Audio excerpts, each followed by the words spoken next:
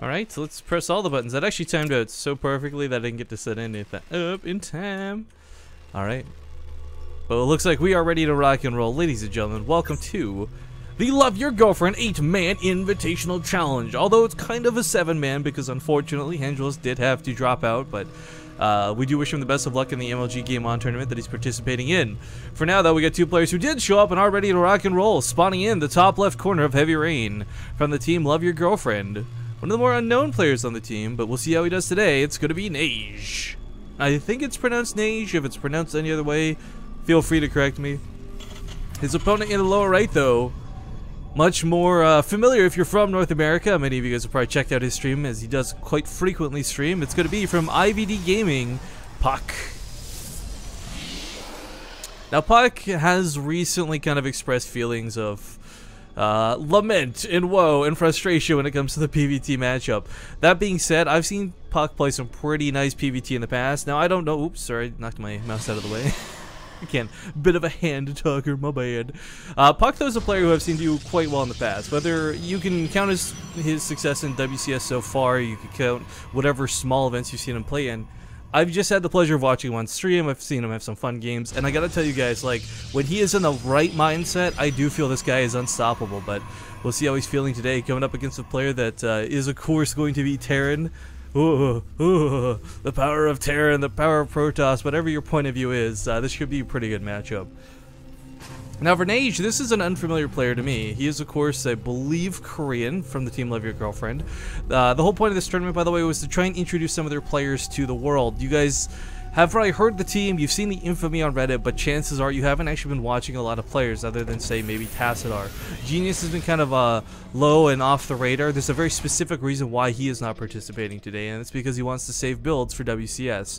Makes total sense, but that's fine, because you know what, everyone knows who Genius is already, and to try and like have a look at this is who we are, meet our lesser known players and have feature Genius would just be a little bit silly. So I actually like it was Love Your Girlfriend's conscious choice not to include him with today's tournament, and I think it's actually better that they chose to do that.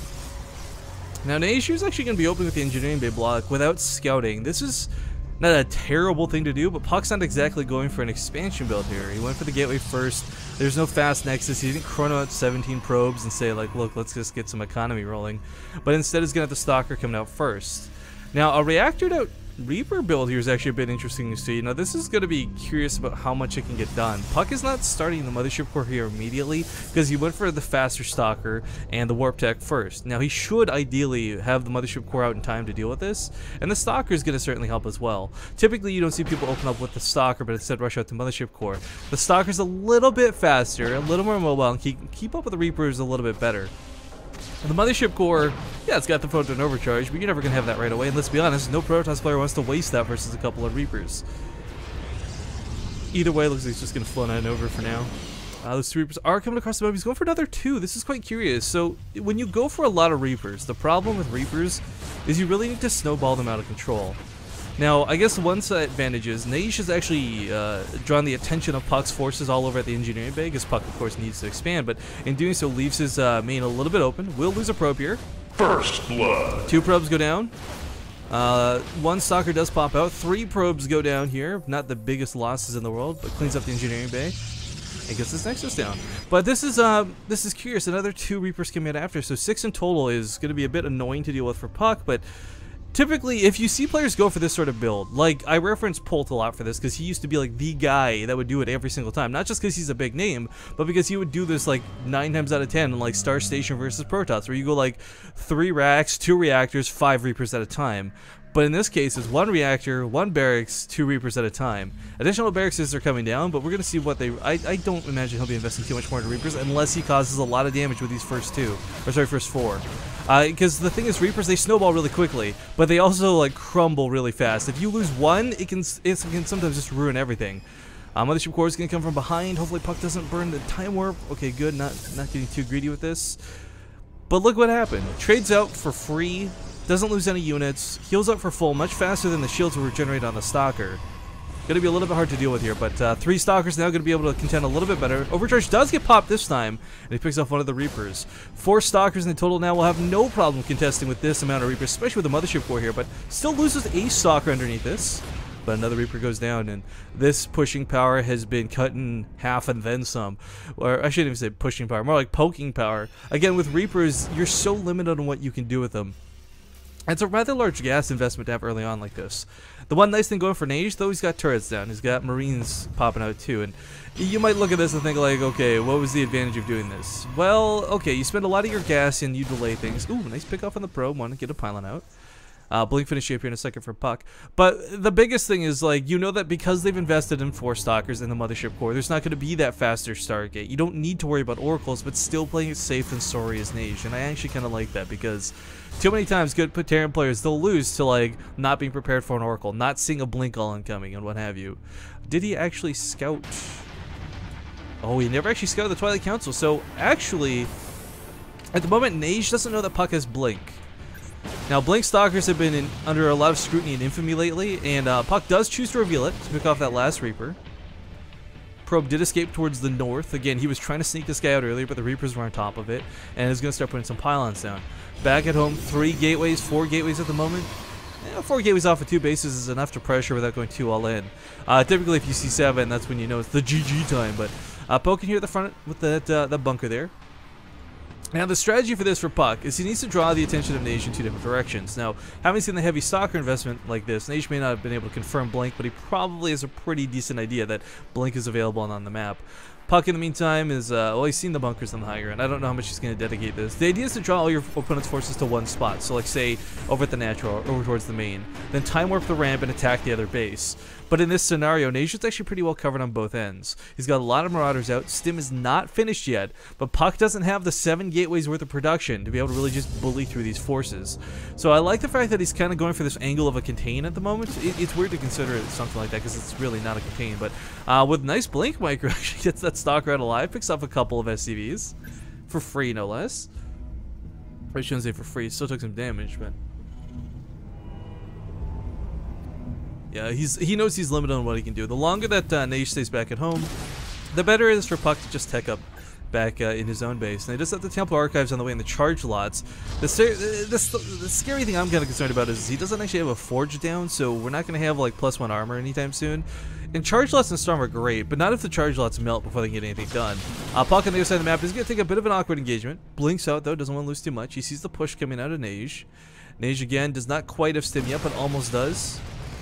A concussive shell finish up on the Marauders. If they were given a straight chase, could pick off a couple of those Stalkers, but with Blink and maneuverability between these ridges and these cliffs, not a problem for Puck to escape.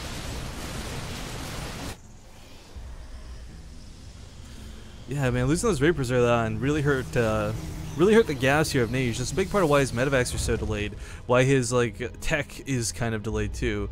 In fact, he's not even going to have medevacs for this push. He's just going pretty full bore with this. He's definitely going to bait out an overcharge and then force a fight, if nothing else. But, of course, Puck is getting here to knock down the rocks. But Neige isn't coming from the middle. He's coming from around the side, so Puck's going to have to blink backwards to escape once again. Templar are out garnering some energy, but if this gets desperate, he may end up making them to Archons, which would be really unfortunate. Because, of course, for Puck right now, what he'd love to do is just have a couple Storms holstered and ready to go. But poised and ready, a couple force fields, maybe a guardian shield or 2. This is not really a fight that I think Puck needs to take. Maybe wants to take, but doesn't need to. He's got the energy for Storm. It's so close to finishing.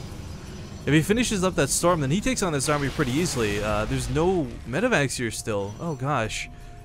Not even in production? Where's your starport at, man? Okay, I guess he was supply blocked for a moment, but yeah, no medevacs currently available on the map. It's going to make this very difficult because, of course, for Neige, combination eating these Storms, but more importantly, Stimpak can't be made up for. So we got an Archon on the front lines, Guardian Shield goes down, and the Templar keep being kept in the back, very much intentionally. It's not that Puck misclicked them, or they're slow. He's trying to make sure these very precious units do not get picked off early. Now, I like this Zealot warping for the counterattack. It's going to ignore the reinforcements and probably go straight for the mineral lines. But over here on the left side of the map, perhaps getting a little too far ahead of his Templar, he's letting Neige really just poke and kite, and seeing no third base for Puck. Well, Puck's going to be a little bit happy about this on one hand, but on the other, realize that his opponent's going to have a much bigger army because of this. Tries to bring the Zealots back, but those Templar need to be involved with this fight. The Archon is nice, and the Zealot count is fantastic. It's rather large, actually, but without those Storms, Puck's going to have a hard time taking a fight. Choked here inside his own natural. This is not a good spot for Neige to take a fight. I'm gonna focus down on the bunker for now. One storm does get slapped, and so many of these units. That red storm looks so much scarier than a blue storm. A time warp gonna lock some of these units in it, but the charge lot's pushing forward. More Templar behind this, and of course some feedback's gonna go down on those medevacs. Archons being made anew on the front lines, and Zealots are just busting on through. There's not a lot left here. Unfortunately, the Mothership Core does go down, but what little there is can't really contend with the Archons, much less these storms. I think Puck's got 1 or 2 left in him. He doesn't really know what the opponent has. Neige, of course, this is a deceptively small force, so you might be thinking, wow, is this really all my opponent has? Not realizing that that was, in fact, all that Neige had. But with half the army supply and no real way to make up the storm damage, actually, possibly the worst storm of all time, it doesn't really matter, though. He's got enough to really just brute force through this. A small blink here will allow him to pick off a medevac. Good game is going to be called, though, and game number 1 is going to go to Puck.